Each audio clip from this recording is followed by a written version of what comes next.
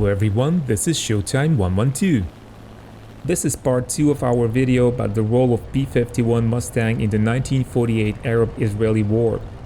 Watch the first one if you missed it. Since May 1948, mysterious reconnaissance airplanes would fly into Israeli airspace from eastern Galilee, pass over Ramat David Air Base, and then continue south through Negev. They were nicknamed Shufti kites, and initially Israelis were unable to intercept them as their fighters were unsuitable for high altitudes at which the unknown airplanes were flying.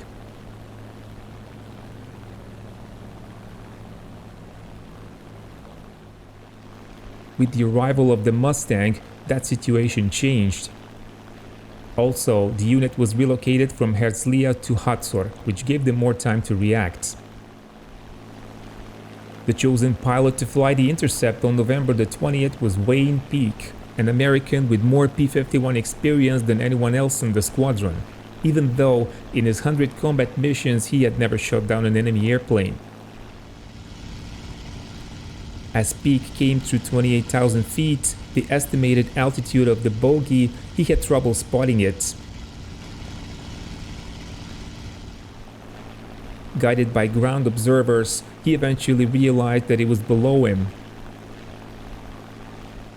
But as Peake spotted the silhouette, his vision was blurring as the oxygen system wasn't functioning properly. He still approached and fired a short burst.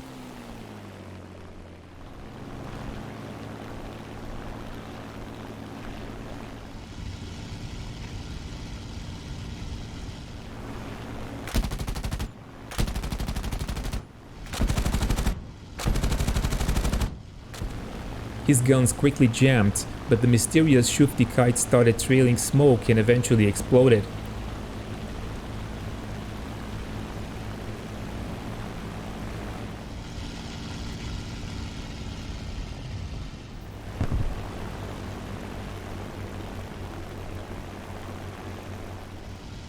Peake reported that his victim was a 4-engine aircraft, probably a Halifax. But recovered pieces found floating in the sea indicated it was a Mosquito.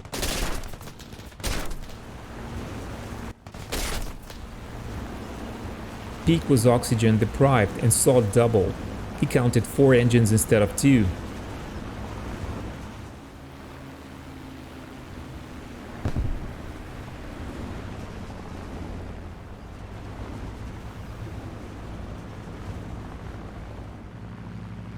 Only in January 1949, it was revealed that the British were regularly sending their Mosquitoes to fly recon missions over Israel.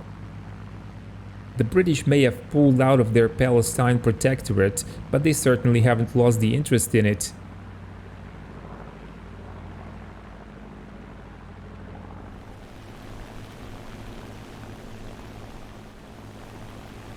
On January the 5th, 1949, an armistice initiative was launched by Egypt and supported by the USA and Britain. The hostilities were to end on 2 p.m. on the 7th. Israel accepted the terms, but there was still plenty of fighting left until the deadline. 2 Mustangs flown by Boris Sr. and Jack Doyle patrolled over the front lines in Sinai after having escorted bombers. Israeli Spitfires had fought and shot down 3 British Spitfires earlier that day, and now Senior spotted 6 fighters which appeared like Spitfires. He was sure they were not Israeli, since Israelis never flew so many of them together.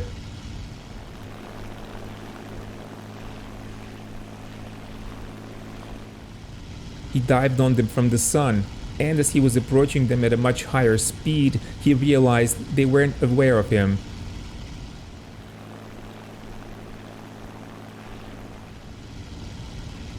He fired several bursts at the tail end Charlie and then pulled to the left in a climbing turn.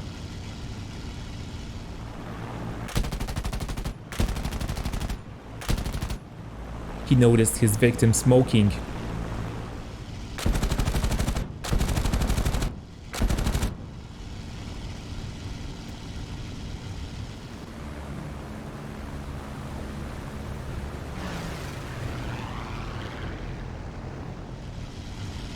The other airplane seemed unaware of his attack, probably focusing on the Israeli armored column below.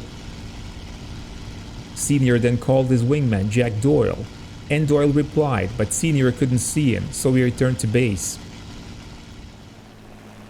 He claimed the probable kill of a Spitfire.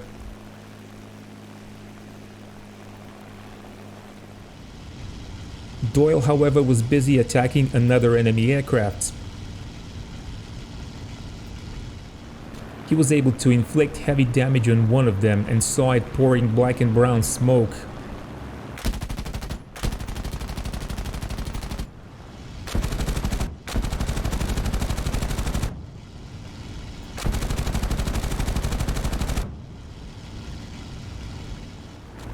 He was able to make a few hits on another, but then he overshot.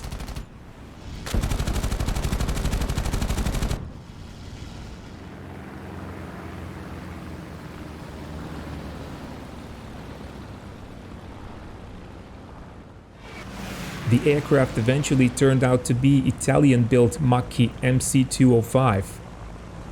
They were often misidentified as Fiats because they were similar to another model by this manufacturer.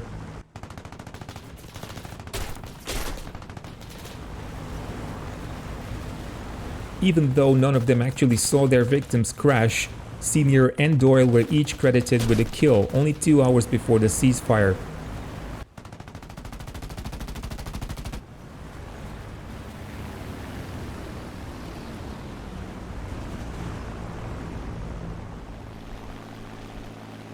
Another major battle was fought by Israeli fighter pilots before the end of the fighting, but Mustangs were not involved in it, and that will be a story for another video.